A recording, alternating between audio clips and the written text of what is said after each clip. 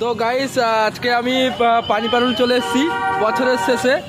তো আমার বুড়ি বছরের শেষ হয়ে যাচ্ছে, কিন্তু ক্যালেন্ডারের সব তারিখ চেঞ্জ হয়ে যাচ্ছে, ক্যালেন্ডার চেঞ্জ হয়ে যাচ্ছে।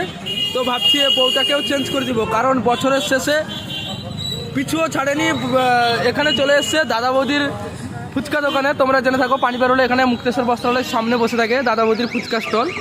তো এখানেও বুড়ি আমার চলে এসছে। তো বলছি বছর শেষ হয়ে গেল, আর কত খরচ করাবে। এবার ভাবছি ক্যালেন্ডারটাও রাত 12টার সময় চেঞ্জ করে দেবো, তোমাকেও চেঞ্জ করে দিব। হ্যাঁ, তোমার কোনো আপত্তি নেই তো? ক্যামেরার দিকে ঘুরে বলো, ক্যামেরার দিকে ঘুরে বলো, কোনো অসুবিধা নেই তো?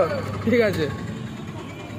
তো শুনতে পেলেন, তো আজ রাত 12টার সময় আমি পুরো একদম পাতা হাঁটিয়ে দিব।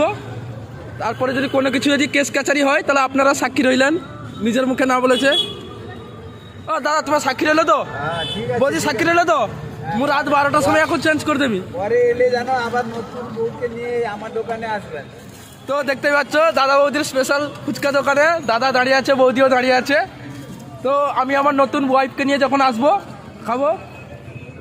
আর কিছু বলবে?